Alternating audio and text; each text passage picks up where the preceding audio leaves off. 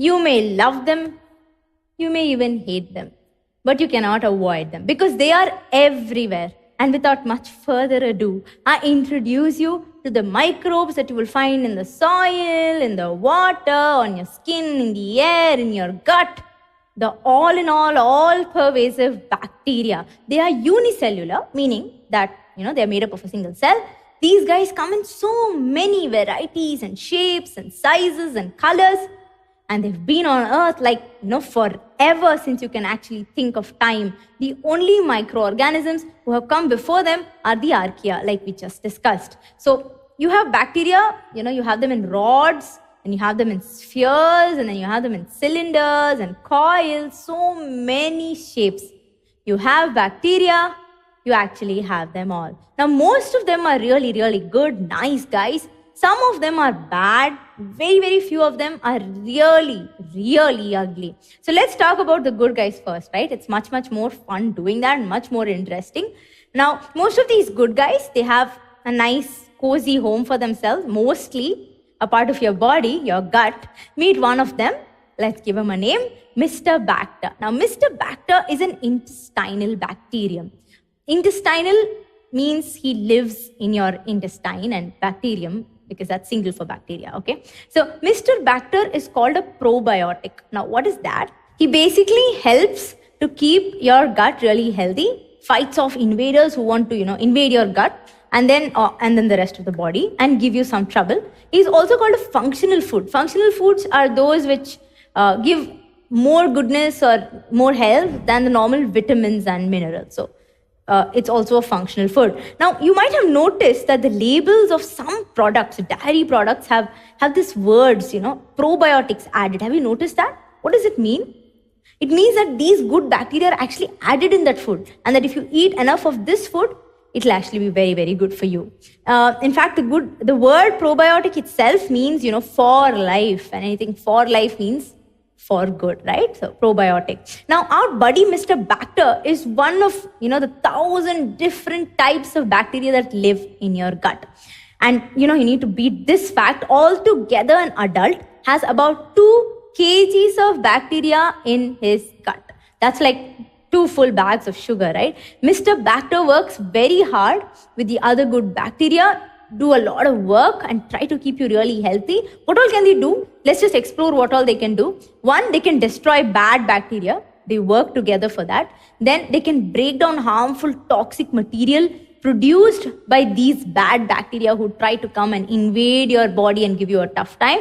Then they can slow down cells that are actually growing out of control. Some cells grow out of control. For example, cancer. It's a deadly disease. It's an example of cells going out of control. Then they can also make vitamins that are really good for you. They can help you digest your food better. And they also help protect you against getting a lot of allergies, which basically means your gut is a very busy and a happening place. The bacteria processes your food, turning your dinner into nutrients that your body cell will use for energy and for growing. In your gut, friendly bacteria like Mr. Bacter help with digestion to make sure you stay healthy. So your body also has amazing defenses outside and inside your body, which work together to fight these microbes as well.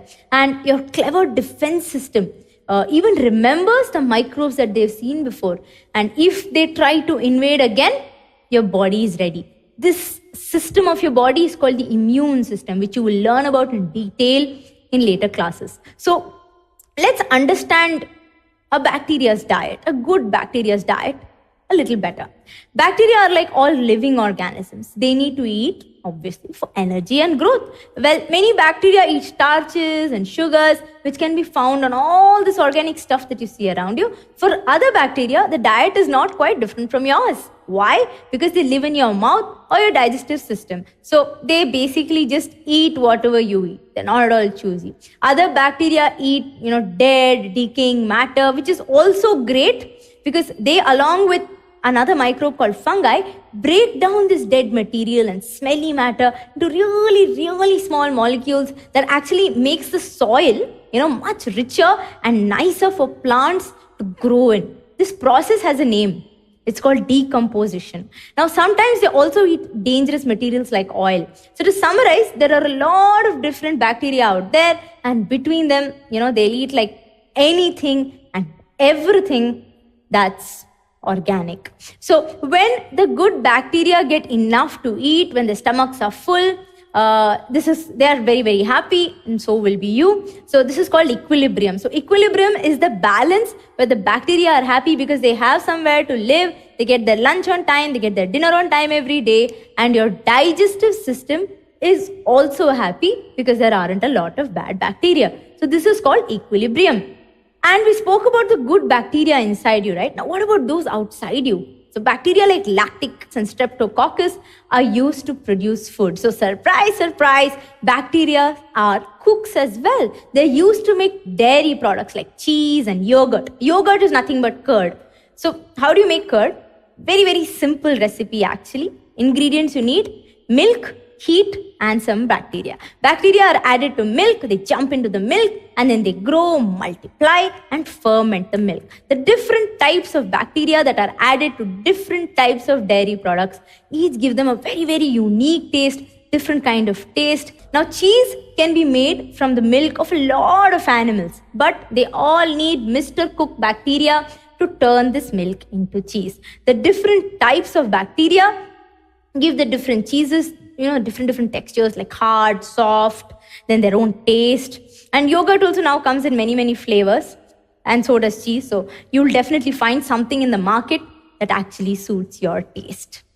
Scientists are actually working on a type of bacteria that loves to eat oil, so that one day when there is an oil spill, we can let the bacteria clean it off for us. But you know what? This has actually happened. Oil-degrading bacteria are not a human invention. In fact, they've been around for millions of years. The only thing new is the amount of oil that is actually getting spilled into the oceans and the seas, and then all these disasters, oil disasters happening. In fact, when there was an oil spill, these bacteria come into contact with the crude oil. Their population suddenly starts exploding. It increases exponentially. It's kind of like a bloom. And this is exactly what happened. It actually happened when there was an oil spill near the Gulf of Mexico. It was called the Deepwater Horizon oil spill. And bacteria living in the Gulf of Mexico beaches ate up the contaminants of this spill. So what the scientists were actually trying to, experiment in the lab was true, and then it was used, in fact, in a disaster which happened. And finally, no avoiding them, let's talk about the bad bacteria. Bacteria get a lot of bad press because some of them, even a small number of them, can make you really, really sick and even kill you. There are the bacteria which cause really horrible diseases, usually the ones that are very infectious, contagious. What is the meaning of that? They pass from one person to the other very, very quickly, very, very easily. This is called infectious. Okay, so a lot of the really bad bacteria used to kill so many people. Medicine now has improved so much that lesser people die. The bad bacteria will contaminate the air when someone coughs or sneezes, or water, when someone excretes out in the open. Disgusting, but true. People do that. And then water and air, right? Things that you need to survive. So cholera, for example, is spread through contaminated drinking water. Tuberculosis and pneumonia are spread by bacteria that are in the air. A disease that frightens people till today is the bubonic plague. It's also called the Black Death. This plague is caused by a bacterium called Yersinia pestis. It killed millions of people, maybe half the people actually living in Europe at that time, during the 14th century. And then this plague bacteria was carried by fleas, that lived on mice. So fleas that lived on the mice. And mice and rats lived everywhere people did at that time, because no proper toilets, people did not understand the importance of hygiene. And when the flea bit humans, they passed on this bacterium, this dangerous bacterium, and people got really sick. About 6 out of 10 people who got this plague died. That's a whooping 60%. The plague was also called the Black Death, because when people died, their faces turned black. The bubonic plague is still there around in the world. You find it in places, but it can be treated. So it doesn't spread like it used to spread before. Now, I spoke about this plague for a particular reason. I wanted to introduce you to someone the deadly carrier of a disease, the agent, the vector, whatever carries the pathogen from the host to the receiver is called a vector. In this case, the vector is the flea. It's like a courier, doing the shipping part. And pathogen, by the way, is a word that we just use for bad microbes who are out there to harm us. Now, host is supposed to be nice, right? But the organism that gives the disease or has the disease initially is called a host. So if I were to summarize bacteria in a line, they are everywhere. Some of them are very, very, very useful. Some of them are very, very, very scary. But all of them are unavoidable because they live in every single place that you can possibly think of.